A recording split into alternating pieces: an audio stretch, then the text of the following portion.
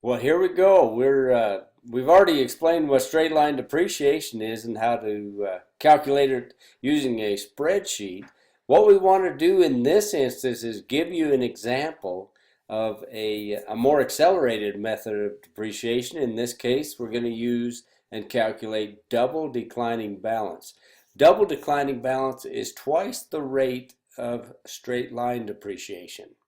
Okay, so that should give you a little bit of a basis on how to calculate it, but we're going to show you exactly using the same asset that we did before, and you'll see that we deplete or devalue this asset with depreciation quicker in the initial phase of the depreciation itself or the life of the asset.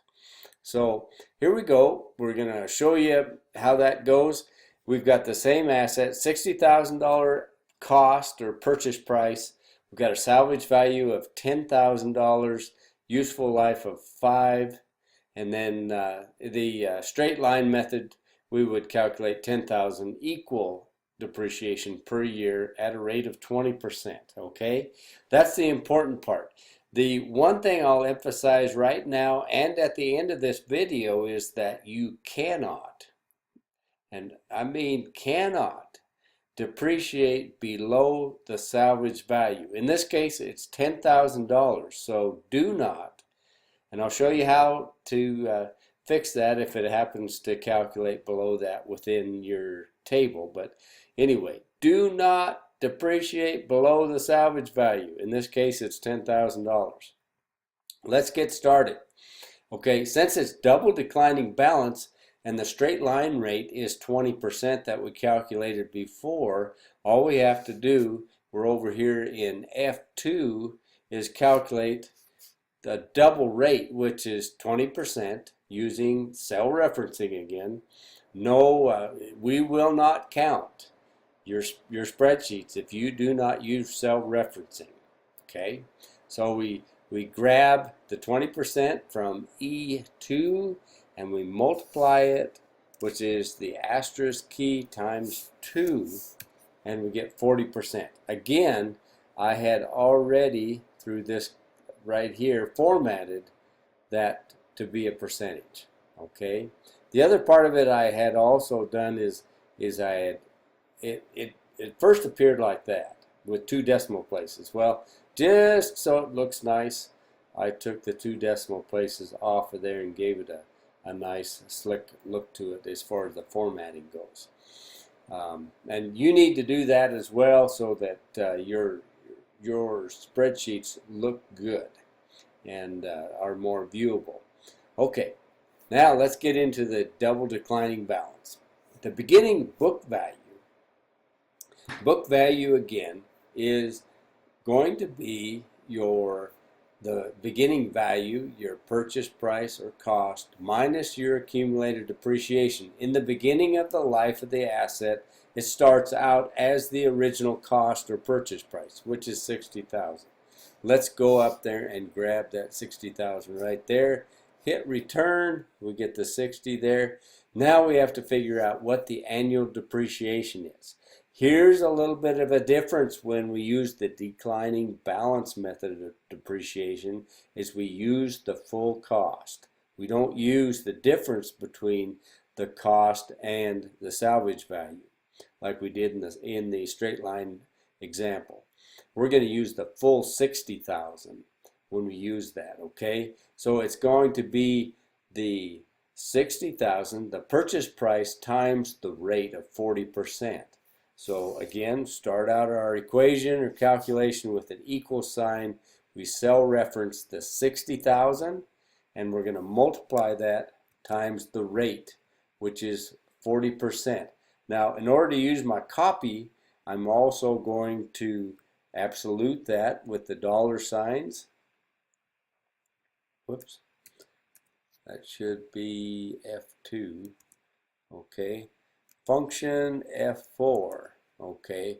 So that I'll be able to do that. The first year's depreciation, as you can see, is $24,000, which is considerably higher than the straight line depreciation of $10,000 per year. Now, this would be very typical on something, for example, like a new pickup. where you drive it off the lot and the value of that asset declines rapidly, or it, as my old dad used to say, as soon as you drive it off the lot, it's worth a lot less. And that's the case with a lot of assets that we buy that are especially that are brand new. So the ending book value, again, let's calculate that. It's going to be the beginning book value minus the annual depreciation right there. Okay? All right. Now we're going to year 2. The beginning book value is simply the ending book value of the year, or the prior period in this case. Okay, so we're going to cell reference that one right there. That's our beginning value, our book value for that particular asset. Now the annual depreciation is going to be our 40% times the beginning book value. Now all I have to do there, since I've cell-referenced things, is copy it down just like that. Okay, so I should be able to use the copy again right here, and I'd get a value of 21,600 at the ending as an ending book value. This makes it really, really easy. All I have to do is highlight those 3 cells, and then I can bring it down to the 5th year, copy it down. Now, if you were paying attention at the beginning of this video, I said one thing that you have to do with this method of depreciation, or you can't do, and that is you cannot depreciate